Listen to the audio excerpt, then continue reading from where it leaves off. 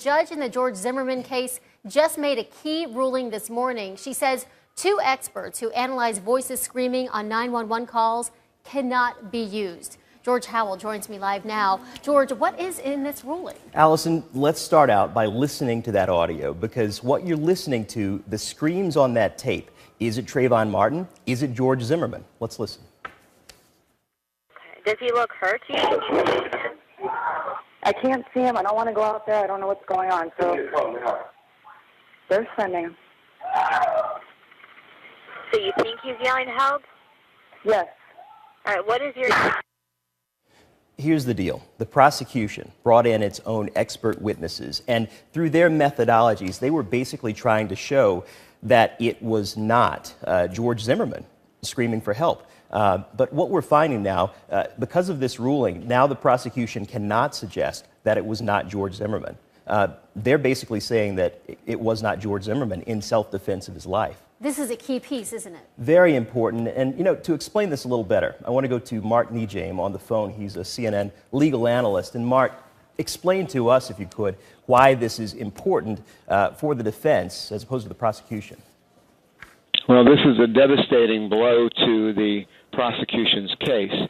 It's already been a challenging case for them, and the cornerstone of their case was that the voice that was heard on the 911 tape was, in fact, Trayvon Martin, because it would have suggested that he was the one being victimized and that George Zimmerman was the aggressor. Well, all other witnesses have indicated that the voices are unintelligible and that there's no scientific standard which permits them in. And the state attempted to put in a couple of witnesses, a witness, who would indicate that he could determine singularly from everybody else in the world that it was, in fact, Trayvon Martin who was saying or screaming, "Help me, help me." Well, the defense put on a stream of witnesses which indicated that this was basically hocus pocus and it had no scientific validity, and the judge opined that they were correct. So this basically guts the state from being able to use any scientific evidence indicating that it was, in fact, Trayvon Martin's voice heard saying, "Help me, help me." Mark, with that, we come down to basic forensics and the state having to prove a case beyond a reasonable doubt, which will be extremely more challenging as a result of the exclusion of their witness. Right. And Mark, let's get into the weeds a bit on this with Dr. Alan Reich and Tom Owen. These are the people that the prosecution brought into the case. Tom Owen, you remember, looped segments of that audio to make his determination that it was very likely not George Zimmerman. And then Dr. Alan Reich, who had his own methodology, who amplified that audio and determined that it was a higher pitch, someone with a younger voice, someone whose voice was still developing.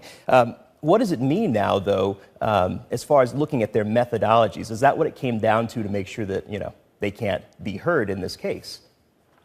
Yes, the standard which the judge, in a very well-written, well-reasoned order, she was very anxious to get off the bench yesterday, and now I think we know why. She already prepared and entered a written 12-page, very complex order, to the extent that it really took apart everybody's testimony over the 4 days of hearings and included the facts and then interweaved them and came up with her opinion.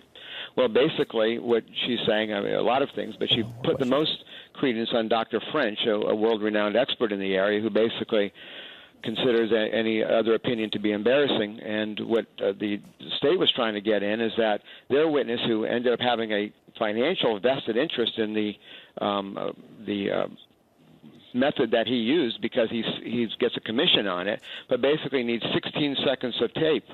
And all they had was 7 seconds. So he thought, well, I'll just loop it. So he looped it twice to get a larger segment, and everybody's basically concurred that that was somewhat preposterous. It'd be like if you needed 16 seconds and you had a 1 second voice, could you do that 16 times to get to your 16 seconds? So he looped it so that it became 14 seconds, and which was closer to the 16 seconds. And there's just no other scientists in the community which said that that was an appropriate way to do it, and it didn't satisfy any scientifically acceptable standards.